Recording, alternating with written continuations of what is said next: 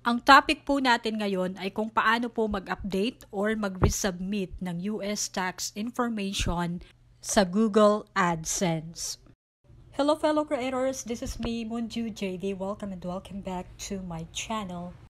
Today, I'm going to walk you through the steps to resubmit your US tax information on Google AdSense.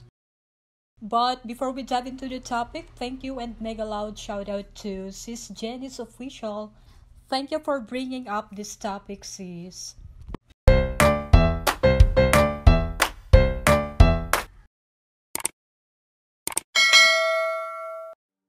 Kailangan po nating mag-submit or mag-resubmit ng US tax information kahit hindi po tayo taga-US or hindi po tayo US resident. Dahil kapag hindi po tayo nakapag-submit ng US tax info, malaki po ang withholding rate or withholding tax na i-deduct sa atin. At kapag naman po hindi tayo nakapag-resubmit ng US tax info, mahuhold po ang kita natin or hindi tayo makakapag-payout. Tuwing kailan naman po tayo dapat mag-resubmit ng US tax information? Every 3 years po nag-i-expire ang US tax information. At kapag malapit na po ang expiration, makakatanggap po kayo ng email na may nakalagay po na it's time to refresh your US tax form. Kailangan nyo na pong mag-resubmit ng US tax information or US tax form.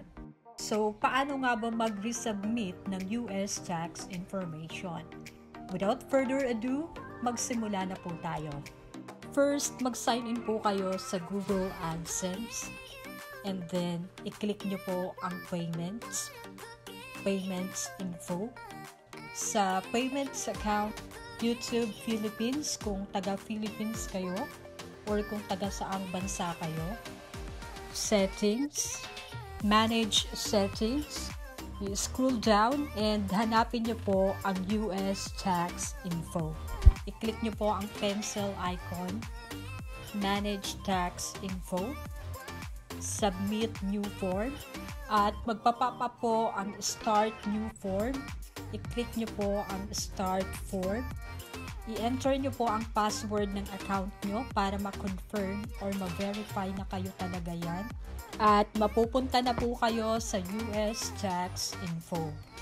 Type of account, individual. Next. Are you a citizen or resident of the United States? No po kung hindi kayo taga-US. Next.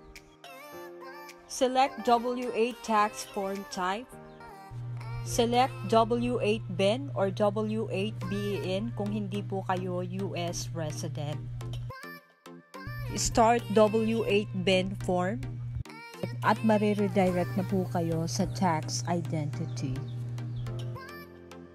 Automatic na pong nakalagay ang name nyo. Kung wala pa, ilagay nyo lang po. Select your country, Philippines kung dito kayo sa Philippines or kung saan po naka-address ang AdSense nyo. Taxpayer identification number. Ilagay nyo po ang TIN number nyo dyan sa foreign TIN. Next.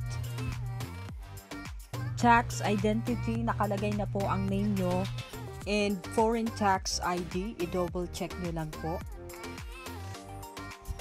I-check nyo po ang box sa permanent residence address. Select your country and i-enter nyo po ang exact address nyo. Ilagay nyo po ang town or city, postcode or postal code, province, and i-double check nyo po ang address nyo and then put check sa box. Next. Tax treaty. Ang tax treaty po ay agreement po ng dalawang bansa para maiwasan po ang double taxation. Are you claiming a reduced rate of withholding under a tax treaty? Yes, and i-check po ang box. Select country. special rates and conditions. Put check dito po sa services such as AdSense. Article 8, Paragraph 1, withholding rate 0%. I-check po ang box. Motion picture and TV royalties, Article 13, Paragraph 2A, withholding rate 15%. I-check po ang box. Other copyright royalties, Article 13, Paragraph 2A, withholding rate 15%. I-check po ang box. Next. Activities and services performed in the US. No, and i-check po ang box. Next. Sa tax reporting, piliin nyo po ang Go Paperless. I-check nyo po ang I accept the paperless. Sa document preview, pwede nyo pong i-download ang mga tax form. I-click nyo lang po yung mga kulay blue para ma-download nyo. And then, i-check nyo po ang I confirm. Next, certify and sign. I-check po ang box sa under penalties of perjury.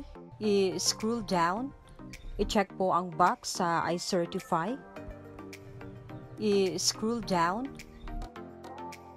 And then, i-click po ang yes, I am the beneficial owner named in the tax identity section. Scroll down. Nakalagay na po ang name nyo. And then, submit. At kapag okay na po, ang nakalagay po is your tax info has been accepted.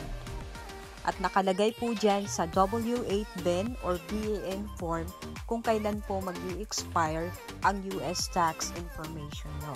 Kapag nag-expire po, sundan nyo lang po ang step na ginawa natin ngayon.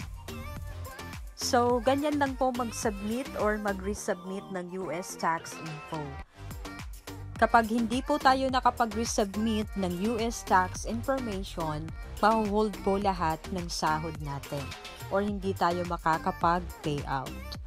That's all for today. I hope you found this video helpful. If you want to ask questions and offer suggestions, feel free to do so. Thank you so much for watching. God bless.